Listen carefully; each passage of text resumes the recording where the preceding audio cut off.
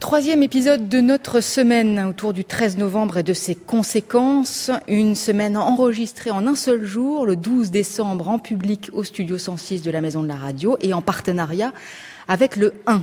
Alors que certains appellent à une réforme de l'islam, à un débat au sein de la communauté des musulmans, d'autres pensent que ceux qui tuent en criant « Allahu Akbar » n'ont, au fond, que faire de l'islam et que le problème est à chercher ailleurs, dans une forme non pas de radicalisation de l'islam, mais d'islamisation de la radicalité. C'est ainsi que s'exprime Olivier Roy, par exemple.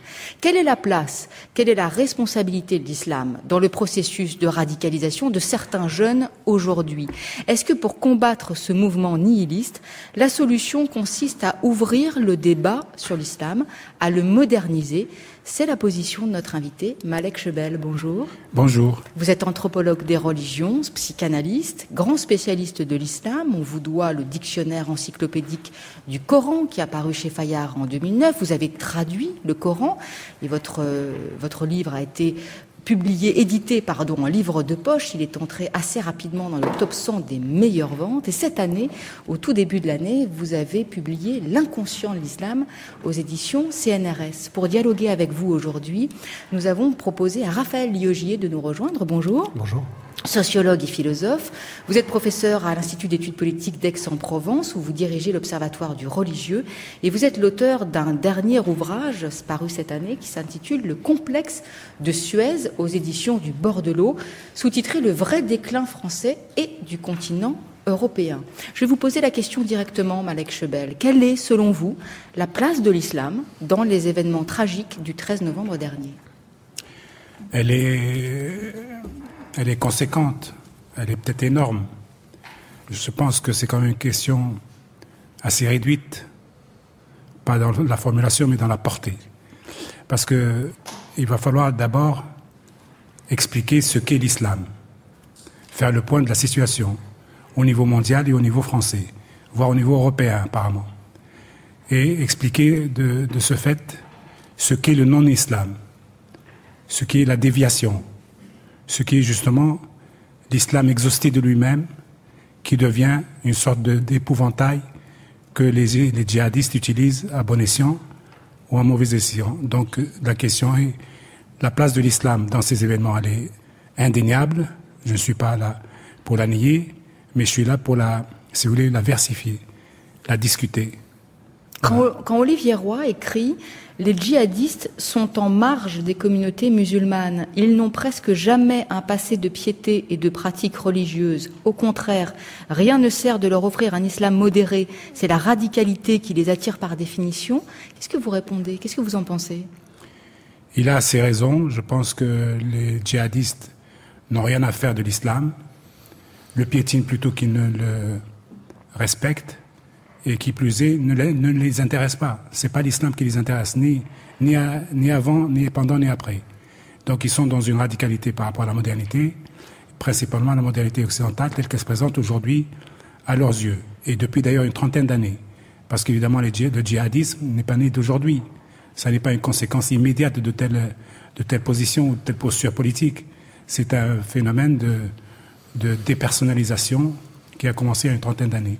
Alors pourquoi vous dites que l'islam a un rôle considérable si ça n'a rien à voir avec l'islam? Oui, mais justement, parce que dans les représentations, il y a un rapport, on va dire, amniotique, symbolique, imaginaire, au lien qu'on établit avec l'islam. On se réclame de l'islam pour faire tout à fait l'inverse de ce que dit l'islam. Donc c'est quand même l'islam, parce qu'on n'a pas réussi à faire le distinguo en amont, si vous voulez, de ce qui est le bon islam du mauvais islam.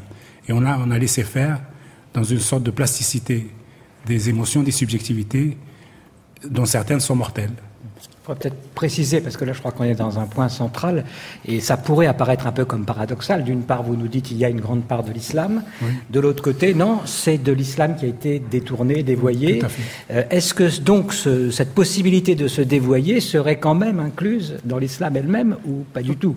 Et sinon, pourquoi dites-vous que l'islam a un grand rôle dedans? L'islam, à mes yeux, est une auberge espagnole.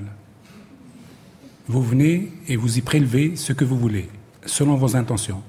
Si elles sont bonnes, vous trouverez les bonnes choses que l'islam propose au monde et à la civilisation. Si vos intentions sont mauvaises, vous allez précisément prélever des choses qui sont très circonstancielles, mais très précises et tout à fait évidentes dans le Coran et dans la Sunna. Donc vous voyez, c'est pas tellement l'islam lui-même, que l'islam est un référent, même exogène, même lointain, c'est un référent qui joue quand même un rôle de symbolisation et qui mobilise, si vous voulez, des jeunes. En revanche, ce qui m'intéresse, c'est l'intention préalable de ceux qui utilisent l'islam à des fins mortelles ou dégénérées. Quand vous dites islam, c'est Coran ou... L'islam, à mes yeux, c'est le Coran, c'est la tradition, c'est la civilisation. Quand je parle de l'islam des Lumières, c'est l'islam de la civilisation. C'est une idéologie de progrès. C'est l'islam qui est compatible avec le respect des identités, le respect des minorités, le respect des femmes, le respect de la science au sens large, le respect de l'innovation. Oui, donc ça conforterait un peu la thèse d'Olivier Roy, c'est-à-dire que c'est une islamisation de la radicalité plutôt qu'une radicalisation de l'islam, c'est-à-dire que des radicaux vont aller venir projeter sur l'islam des choses dont ils vont pouvoir se saisir. J'ai dit tout à l'heure que j'étais d'accord avec Olivier Roy, jusqu'à ce point précis de la radicalisation de l'islamité. Je pense que là, pour le coup, ils sont déjà dans le djihadisme, plus dans le djihadisme que dans l'islamisme, ou dans l'islam tout simplement. Djihadisme. Donc il y a une cassure là. Le basculement, il est là dans le fait que cette radicalisation est intentionnelle et voulue dans le cadre d'une relation belliqueuse à l'Occident ou dans le cadre d'une relation nihiliste à l'Occident. Djihadisme qui est un terme qu'il faudrait aussi définir, c'est ce que vous faites d'ailleurs, Raphaël Lieugier. Oui, moi je crois que même au-delà de la question de la radicalité, quand on parle de radicalité, on fait référence à une idéologie. L'idée qu'il y ait une idéologie destructrice, comme le dit Malek Chebel, dans un rapport à l'Occident. Et moi je crois que c'était le cas, c'est ce qu'on a observé à l'Observatoire du religieux, dans les années 80-90, où il y avait effectivement un passage par une certaine interprétation de l'islam, fut-elle dévoyée, et progressivement vers une sorte d'idéologisation avec la justification d'actes terroristes. Ce qui est remarquable, et à mon sens qui n'est pas vu aujourd'hui, et ce qui me semble même irresponsable de la part du gouvernement, de ne pas le voir ou de se refuser à le voir, c'est qu'il y a deux phénomènes qui sont deux phénomènes parallèles, qui sont souvent mélangés. D'un côté, il y a un nouveau fondamentalisme dans le début des années 2000 qui concerne l'Europe en particulier, qui est un fondamentalisme, j'allais dire, essentiellement axé sur les mœurs, passablement dépolitisé, qui n'est pas une bonne nouvelle pour la démocratie, la citoyenneté, tout ce que vous voulez, mais en même temps qui dépolitise, c'est-à-dire qui détourne de l'action armée ces individus. C'est un peu, ils ont une idéologie qui ressemble un peu à l'idéologie des Amish. Il y a une sorte de, ils s'habillent d'ailleurs d'une certaine manière, contrairement aux djihadistes. Une notion de pureté. Voilà, ils s'habillent avec, comme pour essayer de ressembler à des bédouins de l'époque de l'Hégire. Bon, ils ont cette espèce de, cette façon d'être, l'idée d'être complètement vivre comme comme le prophète. Et à côté de ça, on a effectivement un nouveau phénomène qui va être du djihadisme sans même l'islam, mais sans même l'islamisme, sans même de l'idéologie. Moi, je suis même dans l'idée qu'il n'y a pas d'idéologie. C'est-à-dire que ces jeunes, tels qu'on les observe, je vous donne un exemple. C'est pas la peine d'être un grand sociologue pour le remarquer. J'irai plus loin qu'Olivier Roy. Si on regarde les djihadistes qui ont commis des attentats sur le sol français depuis Mohamed Merah, il n'y en a pas un seul, ça c'est une régularité vraiment absolue, enfin, c'est du pain béni, si je puis dire, pour un sociologue, pas un seul qui soit passé par une formation théologique de fond, avant de décider d'être djihadiste, pas un seul qui soit passé par une intensification progressive de sa pratique religieuse. C'était pas le cas dans les années 80-90, par exemple, chez Kelkal, en prison, qui était passé par le rapport au Coran, etc. Donc moi, ce qui me semble aujourd'hui, c'est que les réponses qui sont données par le gouvernement sont, inadéquates. Parce que Manuel Valls a dit après les attentats que l'ennemi c'était le salafisme, donc ce fondamentalisme qui pour vous n'est pas le djihadisme. Et qui est, c'est pas seulement moi qui le dis, qui est dans le viseur de Daesh, sur les sites en français et en anglais de Daesh, qui essaye de discréditer ce fondamentalisme parce qu'il opère sur le même marché, mais en détournant les jeunes justement de l'action armée. Donc moi c'est pas une question de dédouaner ou de pas dédouaner l'islam, c'est autre chose. C'est une question d'efficacité. Si on veut être efficace dans une maladie, il faut d'abord faire un bon diagnostic. Alors on avait, Malek Chebel, l'islam et l'islamisme, nous voilà avec trois termes, l'islam, l'islamisme ou le fondamentalisme et le djihadisme ou le daïchisme. Qu'en pensez-vous ? Écoutez, vous feriez cette même distinction au sein de l'islamisme ? Écoutez, entre la position d'un musulman de base qui va à la mosquée, qui fait ses prières, qui rentre chez lui, propre sur son corps et sa personne, et le terrorisme, il y a 9 degrés. Il y a 9 niveaux d'appréhension du phénomène et de la complexité musulmane quelle qu'elle soit, donc de l'islam pacifique jusqu'à l'islam terroriste, jusqu'au terroriste. Il y a ces niveaux-là, il y a le salafisme, il y a le djihadisme, il y a le wahhabisme, il y a l'islamisme, il y a le fondamentalisme, il y a le terrorisme, etc. Tous ces niveaux-là sont superposés dans une vision un peu, une sorte de vision globale dont nous n'arrivons pas à nous départir quand nous parlons. On parle toujours de tel aspect de l'islam, mais en réalité, on ne contextualise pas la position et la parole. Les erreurs que nous faisons ici nationalement, c'est que nous glissons très facilement, si vous voulez, de l'islam à l'islamisme et au terrorisme, et inversement du terrorisme à l'islamisme et à l'islam. Vous voyez donc la confusion, et on a la suspicion qui est un peu tout à fait ouverte sur tout ce qui ressemble à un musulman. Donc moi, mon travail consiste à poser des repères précis de compréhension du phénomène et de la complexité de ce phénomène qui mérite de toujours d'être interprété, d'être analysé et ne jamais être pris pour ce qu'il est comme argent comptant. Et donc c'est tout le travail que nous faisons, que je ne vois pas d'une manière nationale, que je vois d'une manière ponctuelle chez certains intellectuels, chez certains sociologues, Liogé, un certain nombre de gens comme ça, mais que je ne vois pas, par exemple, dans les médias de masse, où la confusion est très vite commise, quoi. Raphaël Liogé. Oui, moi, je crois qu'il y a une chose qui est quand même fondamentale, c'est d'imaginer, d'envisager, c'est ce qu'on entend tout le temps effectivement dans les médias de masse et qu'on entend malheureusement chez les politiques de masse, on pourrait dire, aussi. Politique à la masse même. C'est l'idée qu'il y aurait une solution de continuité entre ce néo-fondamentalisme et le terrorisme. C'est-à-dire que comme s'il y avait une sorte de passage, certes on va dire, ah oui, c'est quand c'est plus intense, c'est quand c'est plus fort. Moi ce que j'essaye de montrer, c'est qu'en fait il n'y a pas passage de l'un à l'autre. Du coup, si on focalise sur l'un, on ne voit pas l'autre. Et ça c'est très important du point de vue du repérage.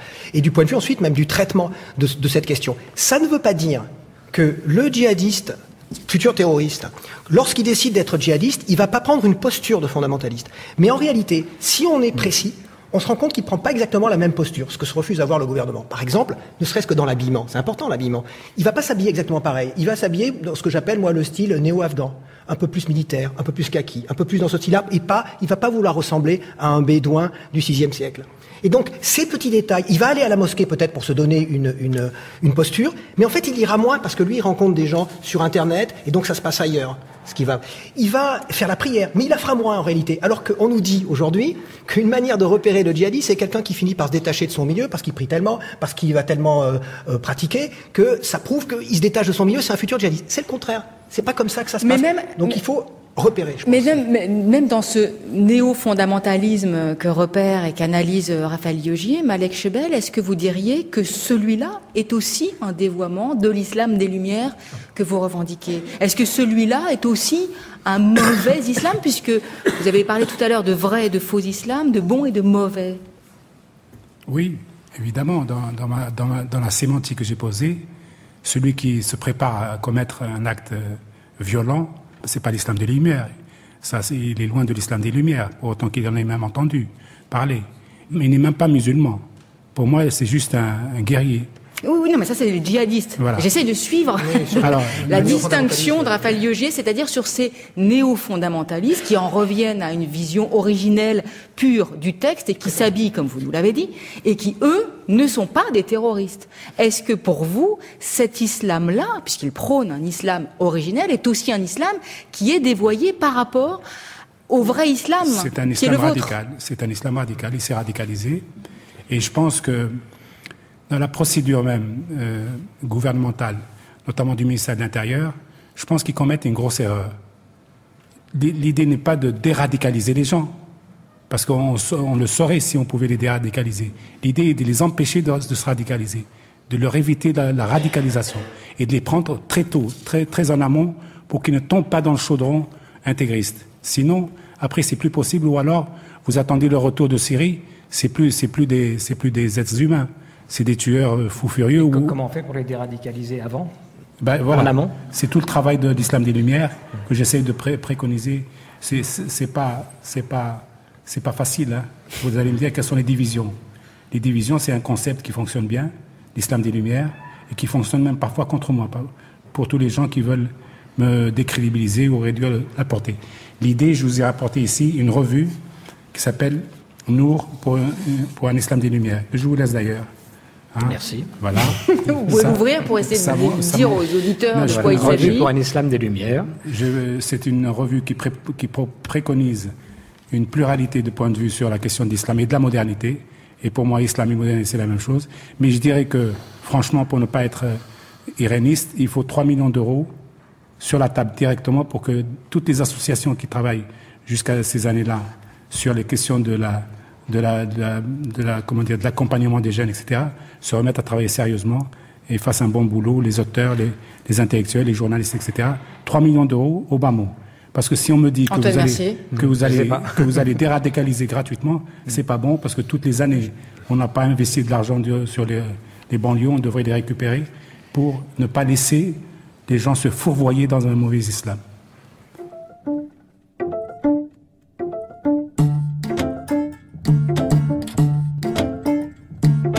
France Culture, la grande table. Caroline Brouet.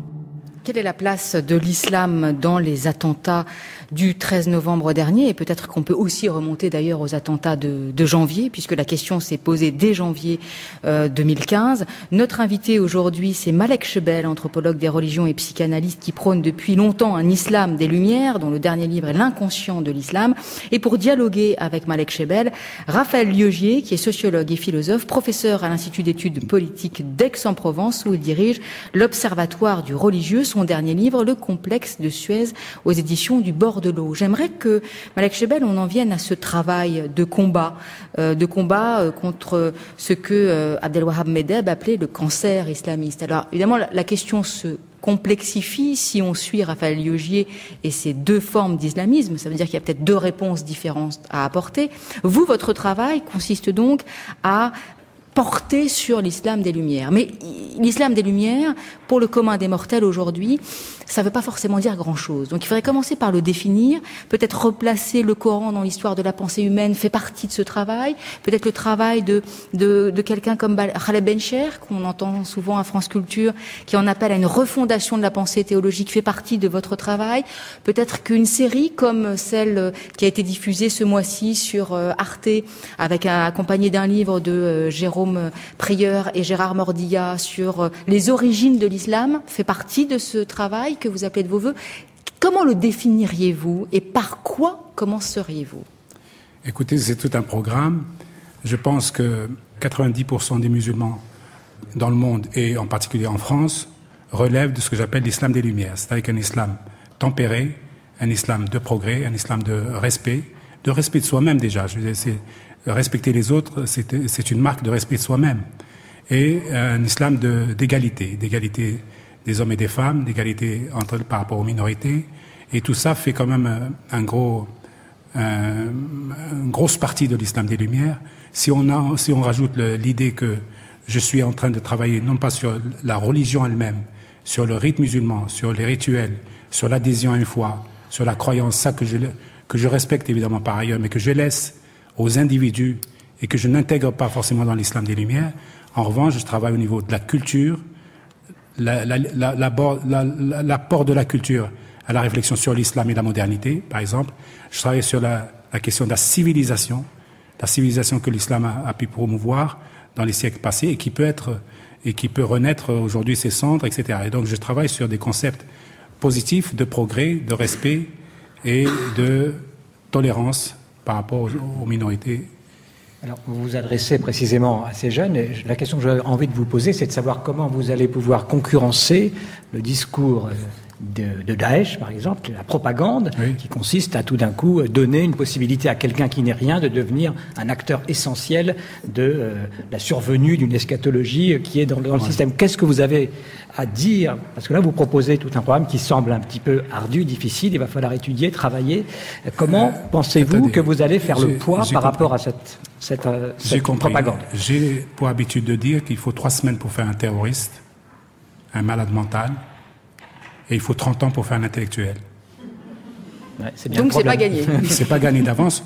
Encore que si nous mettions la conviction nécessaire, les fonds nécessaires, si nous ne nous trompons pas de cible et d'un travail vain qui ne mène à rien que pour nous sécuriser, nous sommes sur le point, si vous voulez, à ce moment-là, de pouvoir dégager une plateforme où l'intellectuel retrouvera sa place, où l'alerte, celui qui nous alerte, retrouvera sa place, où le médiateur des associations retrouvera sa place et sa crédibilité, où le grand frère jouera le rôle de grand frère, où la symbolique d'ensemble, au niveau global, au niveau national, à commencer par les médias, soit une symbolique positive aussi pour cet islam-là, et pas se cacher derrière je ne sais quel artifice pour dénigrer tout l'islam et toute forme d'islamité au bénéfice des intégristes religieux qui, eux, ont la parole de toute façon.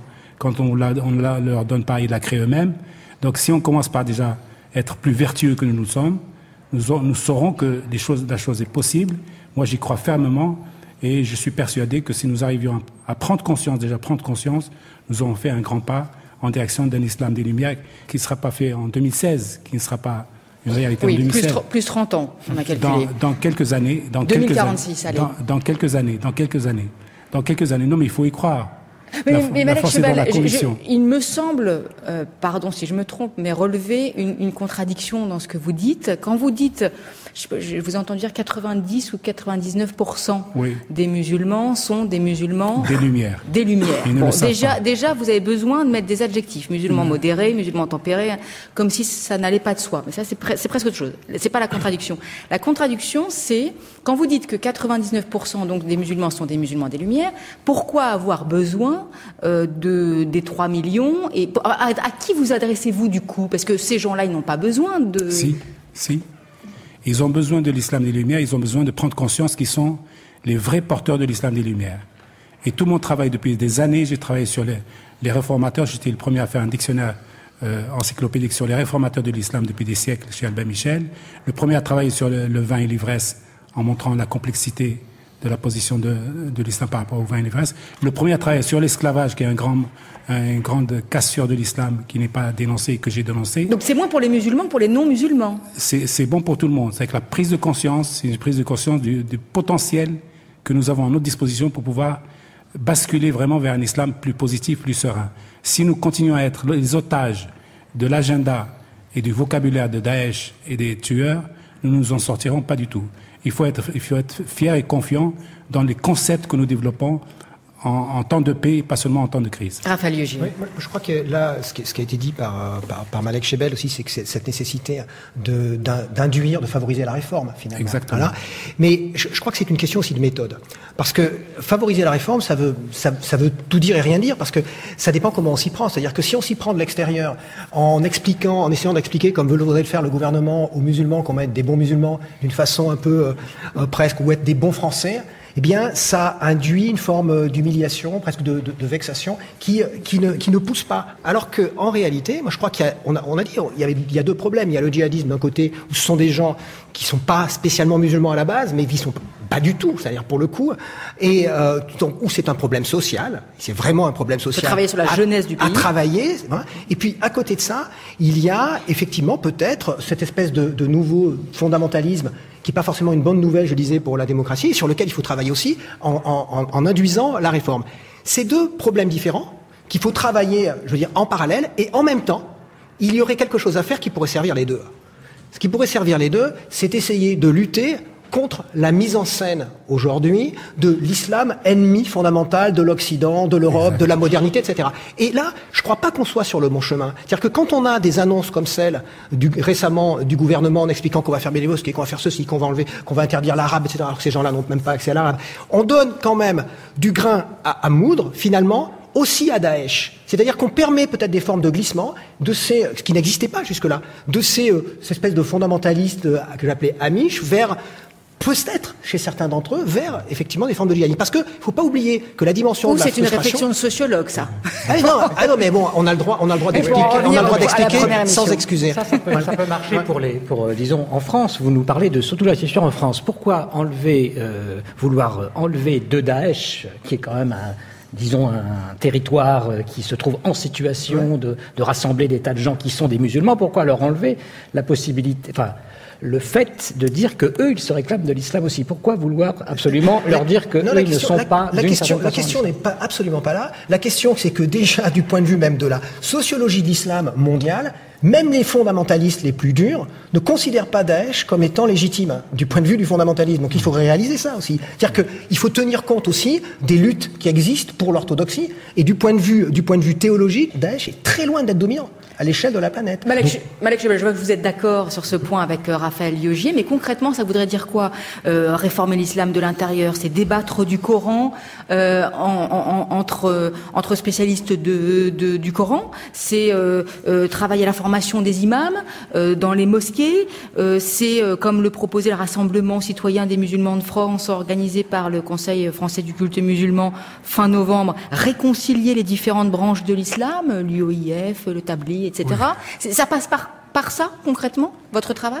Ça passe par plusieurs niveaux et approches et donc méthodes. Je pense qu'il faut d'abord poser les jalons théoriques, déjà entre nous, qu'on sache de quoi on parle, et avec qui on parle même, avec qui même on parle. Parce que de donner du crédit à Daesh, c'est déjà le considérer comme un partenaire équivalent à un autre porteur de discours qui ne serait pas violent. Peu de monde le fait, ça, donner crédit à Daesh aujourd'hui. Comment? Peu de monde fait ça, de donner crédit à Daesh. Quand vous ouvrez la télévision, c'est pas le cas. J'ai pas l'impression qu'on ne donne pas de crédit à Daesh. C'est du matin au soir, on ne voit que Daesh à la télévision. Oui, cela dit, il faudrait ne pas en parler. Il développe quand même un discours. Il y a quand même une forme de cohérence. Voilà. On ne peut pas les réduire non plus. Non, on peut pas les réduire non plus à être absolument des gens qui ne connaissent rien à rien. Non, il faut les réduire à ce qu'ils sont. Oui. C'est-à-dire une bande de criminels. Point barre. De notre point de vue. Parce que du point de vue de la théologie, ils sont même hors islam. Donc c'est une bande de criminels puissants, apparemment virulents, qu'il faut réduire au maximum. Au niveau de la voilure, au niveau des moyens, au niveau de la symbolique, au niveau de la théologie, à tout point de vue, il faut les réduire. C'est des adversaires, des ennemis. C'est pas des partenaires normaux.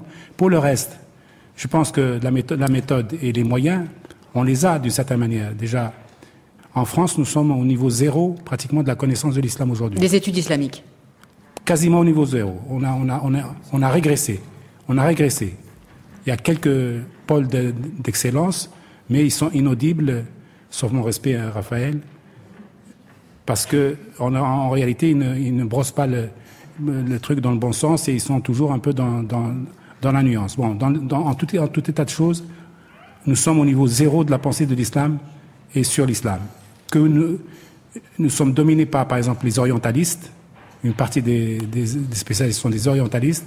Une partie s'occupe des origines du Coran, comme si c'était une absolue nécessité. Mais vous n'empêcherez pas, Malek Chebel, que ce que vous disiez au début, que de toute façon, dans la religion, dans le Coran, et d'ailleurs comme dans toute religion, celui qui ne va pas bien va chercher le mal, et celui qui va bien va chercher le bien. Oui. Vous n'empêcherez pas ça, même avec des études islamiques. Et mais on peut le gloser, on peut l'interpréter, on peut l'expliquer, on peut le nuancer, on peut l'encadrer. On peut lui montrer sa portée, on peut montrer que dans l'histoire, par exemple, il y a eu tous ces cas de figure que nous décrivons aujourd'hui. Daesh et compagnie, les gens, les tueurs, les assassins, ont existé dans l'islam, au sein même de l'islam, et entre musulmans. N'empêche que l'islam a produit également de la beauté, de la civilisation, et sur des siècles et des siècles. Tous ces phénomènes ont existé, et il faut les contextualiser, il faut montrer comment ils ont été réglés par le passé et comment on peut les régler aujourd'hui. Raphaël Liogier. Encore une fois, je dis c'est une question de méthode, y compris sur la question de la réforme, parce que une réforme, elle ne s'impose pas de l'extérieur. Vous disiez tout à l'heure, Caroline Brouet, que est-ce que ça va être par la formation des imams, par ceci, à mon avis, non. Ça ne peut être que par exemple, une solution qui est dans les cartons depuis 10-15 ans, ça serait de faire une faculté de théologie islamique à Strasbourg, comme c'est possible, puisqu'on a une faculté de théologie protestante, une faculté de théologie catholique. Qu'est-ce que ça aurait comme effet? Les musulmans, comme vous le savez, ils adorent les diplômes, ils adorent la connaissance, le rapport à la compétence. Ça veut dire qu'il y aurait une course au diplôme. Et donc là, naturellement, il y aurait des gens qui voudraient se valider, se légitimer par cela. On recruterait des gens qui sont maîtres de conférences et professeurs des universités, ça veut dire qu'on les valoriserait, donc on se représenterait plus l'islam comme étant antisocial, donc ça devrait être moins désirable, y compris pour les djihadistes, qui sont des sortes de voyous qui se fixent sur cette image d'islam antisocial. Et 3, ça pourrait produire un effet d'inversion des flux, c'est-à-dire qu'aujourd'hui, un Français qui veut justifier qu'il a une formation théologique, il va aller en Arabie Saoudite, ou il va aller en Égypte, ou il va aller ailleurs, peut-être qu'on aurait des réformateurs qui sont mal dans leur pays, au Pakistan et ailleurs, qui viendraient en Europe et en France, parce que là, il se passerait quelque chose. Et là, mais il faut sortir du délire de l'encerclement identitaire par l'islam pour oser faire quelque chose comme ça. Or aujourd'hui, implicitement, il y a l'idée que quand même, c'est ce que j'appelle moi le passage du oui bien sûr au mais quand même. C'est ce que j'ai entendu souvent quand j'essayais de discuter. C'est oui bien sûr vous avez raison, oui bien sûr vous avez raison, mais quand même parce que l'islam c'est pas pareil, parce que ça serait la guerre, parce que Monsieur Schildkroth nous explique que en définitive chaque fois qu'on voit un voile c'est un signe de guerre identitaire. C'est repris par les politiques. Parce que les terroristes crient Allahu Akbar aussi. Oui, bon, enfin, les terroristes créés au Allahu Akbar, si les mêmes profils avaient existé dans les années 70-80, rien ne dit qu'ils ne seraient pas allés dans des groupes de skinhead, de punk ou d'autres groupes antisociaux. On voit bien que leur choix, c'est un choix d'être des caïds. Vous voyez, ceux qui sont intervenus ici, ils ont tous cherché à être des caïds, de la drogue, des caïds ratés en plus. Et à un moment donné, il restait plus que ça. Et c'est là-dessus que joue Daesh. C'est là-dessus vraiment que joue Daesh. Il ne joue plus sur l'idéologie dans le recrutement, contrairement à Al-Qaïda. Plus du tout. Donc, ils crient au Allah Akbar, mais c'est la seule chose qu'ils connaissent en arabe. Une faculté de théologie. Malek Chebel ? L'idée est absolument intéressante. Elle existe en effet. Mais la question sous-jacente, c'est pourquoi elle n'existe pas déjà concrètement, physiquement. Donc, ça pose une autre question encore plus roublarde, c'est quelle est la place vraiment de l'islam dans sa société ? Que veut cette société par rapport à l'islam ? Que veut-on vraiment ? Est-ce que l'islam n'est pas un ennemi irréductible ? C'est ce que vous pensez ? Non, c'est pas ce que je pense. Je pose la question. J'observe la situation en France. Je vois qu'il y a des freins et des inhibitions psychologiques énormes sur la question de l'islam. Je vous donne tous les exemples que je peux vous donner sont éloquents. J'ai proposé l'idée d'un grand imam de France, non pas pour faire joli, non pas pour faire comme les Juifs. Non, mais pour faire efficace, parce que la méthodologie, elle est aussi valable pour l'organisation de l'islam de France. Et tout le monde était contre moi, mais pas publiquement, évidemment. Toutes les autorités musulmanes étaient contre moi parce que je touchais à une organisation de l'islam de France qui arrange beaucoup de monde, y compris quand ça marche mal. Moi, je préconise que par le vote des musulmans de France, on peut arriver à dégager une institution, un grand imam, mais aussi peut-être autour de lui des imams de région, qui serait représentative et qui donnerait une bonne image de l'islam, efficace, fonctionnel, etc. Aujourd'hui, aucun jeune, mais je dis bien aucun jeune, djihadiste potentiel, n'a en vue l'idée qu'un islam puisse exister ou que l'islam de telle ou telle mosquée puisse être une référence. C'est justement l'antithèse de ça qui les amène à aller en Syrie et à se radicaliser. Un grand imam de France, élu par les musulmans, serait crédible. Il rassemblerait les Turcs, il rassemblerait les chiites, les sunnites, il rassemblerait les Marocains, les Maliens et tout le monde. Et ce serait une bonne chose pour la France, un bon progrès. Écoutez, on est le 23 décembre, si je ne m'abuse. C'est presque le moment de faire des vœux. Vous en avez formulé un certain nombre, face que je ne sais pas qui vous écoute et vous entendre. Rachita, Ya Raya, c'est votre choix, Malek Chebel, pour terminer cette émission. Musique consensuelle ? Plus que consensuel. J'ai hésité entre 3 musiques. Le concert de Cologne parce que j'ai fait du piano quand j'étais jeune, mais c'est abstrait. Johnny Hooker avec Boom Boom Boom, la chanson. Avec 3 notes, il réussit à faire, c'est comme les grands dieux de la musique, les grands talents. Avec 3 petites choses, ils peuvent faire des merveilles. Et puis finalement, Rachita, Warraya, c'est une chanson plus que consensuelle. Je l'ai entendue, Rachita en personne, la chanter au Bataclan. La dernière fois que je l'ai écouté cette chanson, c'était au Bataclan. Il y avait dans le public, il y avait plus de toutes les couleurs, je ne vais pas les calculer, toutes les couleurs, tout le monde dansait.